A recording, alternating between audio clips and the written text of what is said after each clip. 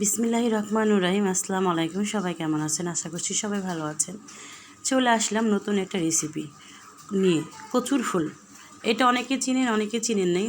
আমি আমাদের দেশের বাড়ি যখন যেতাম, আমার নানি বৃষ্টির সময় হলে ছাতা নিয়ে পাঠিয়ে দিত কচু খেতে। যাও, কচুর ফুল তুলে নিয়ে আসো, সুন্দর করে ভাজি বা ভর্তা করে তোমাদেরকে খাওয়াচ্ছি।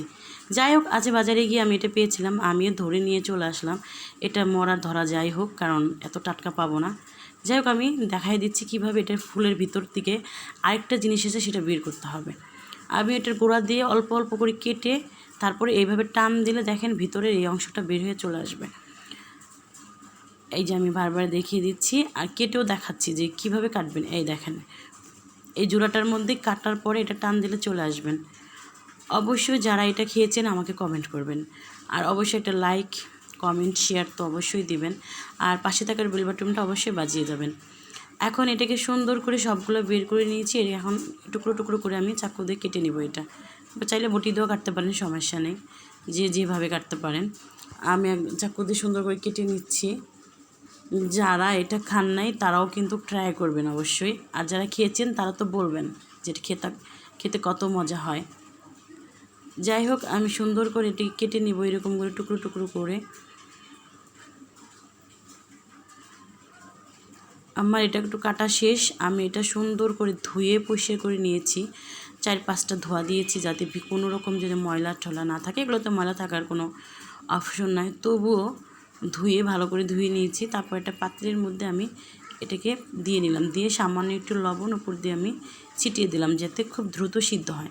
আসলে এটা এমনিতেও সিদ্ধ হয়ে যায়, কেউ কিন্তু এখানে পানি ইউজ করবেন না। দেখেন আমার সিদ্ধ হয়ে গেছে। এটা আমি একটা ছাঁকনির মধ্যে ঢেলে নিয়েছি। ঢেলে এখানে যে অবশিষ্ট যে পানিটা থাকে সেটা যেন ঝরে যায় তার জন্য। তারপরে আমি একটা পাতিলের মধ্যে পরিমাণ মতো তেল দিয়ে দিচ্ছি।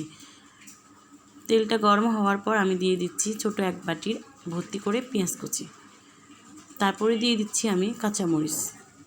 আমাদের উত্তরবঙ্গে এটা খুবই খায়, আর আমরা পছন্দও করি, যেহেতু এখন কচুর সময় এই ফুলটা সব জায়গায় পাওয়া যাবে।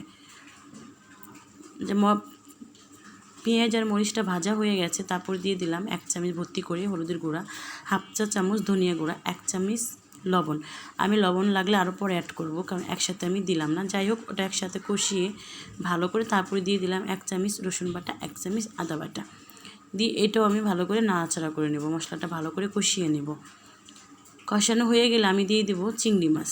আমি কিছুটা চিংড়ি মাছ ছিল, সেই চিংড়ি মাছটা দিয়ে দিলাম। এখানে আরেকটা অপশন আছে, না চাইলে চিংড়ি মাছ ছাড়াও রান্না করতে পারেন। এটা যেভাবে রান্না করেন না কেন, এটা খেতে অনেক মজা হয়। চিংড়ি মাছ যে বাবা আমার চিংড়ি মাছ নেই, আমি থেকে রান্না করতে পারবো না, না, চিংড়ি মাছ ছাড়াও এটা রান্না করতে পারবেন। তারপরে আমি এগুলো সব কচুর ফুলগুলো আমি এখানে দিয়ে ভালো করে নাড়াচাড়া করে নিচ্ছি। এটা কিন্তু একদম হয়ে যাবে, একদম ভর্তা ভর্তা হয়ে যাবে, আস্তে আস্তে থাকবে না। যাই হোক, সুন্দর করে আমি নাড়াচাড়া করে দিচ্ছি 4-5টায়, যাতে নিচে লেগে ঠেকে না যায়। আর আমি কিন্তু দেখতেই পাচ্ছেন আমি কিন্তু পানি ইউজ করি নাই। দেখেন এটা একদম গলা গলা হয়ে গেছে।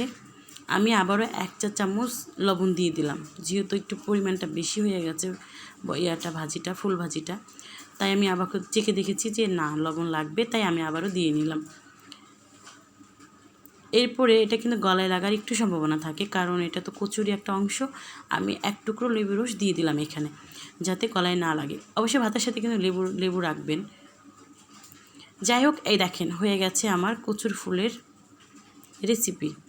অবশ্যই কিন্তু কমেন্ট করবেন, আর একটা লাইক তো করবেনই, শেয়ার করবেন।